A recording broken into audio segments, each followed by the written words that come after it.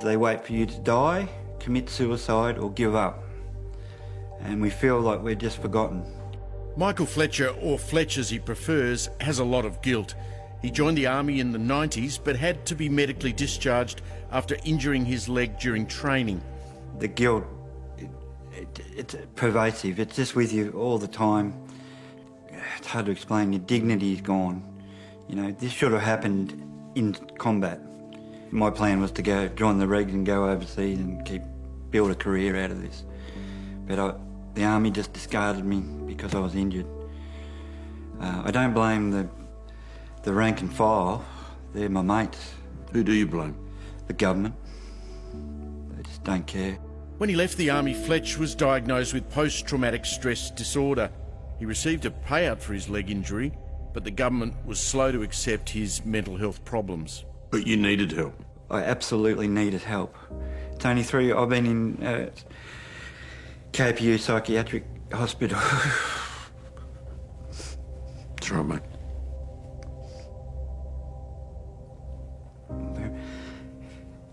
I'm embarrassed.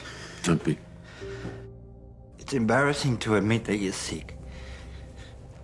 You just want to function like other people, to be normal. Yeah. And I didn't even serve overseas. Can you imagine what the guys that have been in combat? And then you come back here and you're mistreated by your own government. You lose all hope, mate. And you feel like you're screaming out and no one's hearing you, you know? I don't think the general population understands the red tape. I imagine that the average person thinks that if you get hurt in the military, then you're going to get looked after. But the reality of that is quite different. Travis served in East Timor for the Australian Army but developed PTSD after one of the soldiers in his own platoon committed suicide. I took it very hard because I hadn't experienced suicide firsthand like that. And I still carry a lot of guilt because I was senior to that guy, and I still to this day carry some. How was the process between you being discharged and actually then getting any assistance from DVA? Even though the Army had signed a document and saying you're not fit enough to serve anymore, you've got chronic PTSD, I then had to go to DVA the day I got out and prove all that again. So you actually had to prove your own mental disorder? Yes. How'd that make you feel? It was challenging, very frustrating. I don't know how my partner at the time stuck around. I was a mess. Fletch also struggled to get assistance from the Army for his mental health problems, and, not surprisingly, Fletch hit rock bottom. This was your home? Yes, for years. At Years? least 3 years, yep. You slept in here? Yep. I couldn't even afford a swag or anything to sleep in the back. Yep. How cold did that get in winter? It's so cold you can't sleep. You stay awake all night. Is that your lowest point? Yes. Yep. This is where I was going to die, in the front of this car. They're starting to sell furniture and they're starting to sell engagement rings. They're hocking their medals. They're hocking their PlayStations for their kids. And Just to eat? Just to eat and to keep a roof over their head. Wounded Heroes is a charity that provides crisis support for those veterans. We just noticed there was a need for that immediacy of crisis funds, the immediacy of being able to operate within 1 hour, 10 minutes, 15 minutes to get food on the table, electricity, to get some rent paid so they're not being evicted. A few weeks ago, Martin received a tip-off that one ex-soldier was living in his van and he rushed to help. He made it just in time and saved Fletcher's life. My plan was that afternoon I was going to gas myself. It's okay, Fletch. Just take your time.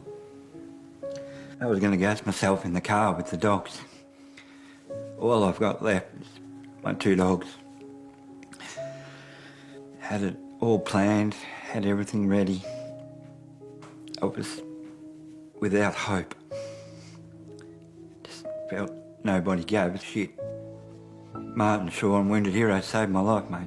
He just asked one question, "Are you okay, Digger?" And I broke down. Tried to give me money, didn't even know me for a bar of soap. He gave me a food voucher and a fuel voucher, and he made me promise that I would come see him the next day. Martin's organised temporary housing and mental health support for both Travis and Fletch, including equine therapy. Here at the Wounded Heroes headquarters, they're finally starting to heal. They put their arms around me and they saved my life, mate. And they work tirelessly 7 days a week without any help. You know, they're running on the smell of an oily rag. And they're unsung heroes.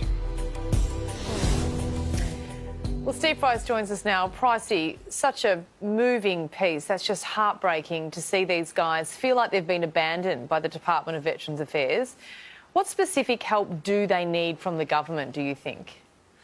Well, the government's got to realise they've got a problem, Georgie. They don't. And it's not funding. I mean, $11 billion goes into the Department of Veterans Affairs a year, and yet it's not being directed in the right places. You have a situation where these guys are discharged from military service. They've got 90 days between when they're discharged and when any entitlements kick in, and it's that 90 days where many of these men and women go off the rails. I mean, that statistic is a shocking blight on our country, that we lose more ex-service men and women to suicide than we do in battle. It's pathetic. Do you know why the system is that dysfunctional? The red tape, it's grown over the years, Waleed. It just doesn't seem to care. I mean, Fletcher, we saw in that program, who was about to gas himself in his car, he rang DVA one day and the response was, stop whinging and get off the phone. I mean, can you believe that? No, I can't. No. To answer your question, I mean, I know you were, asking it rhetorically, but it's outrageous. So can you tell me anything more about Wounded Heroes, which sounds like an amazing organisation?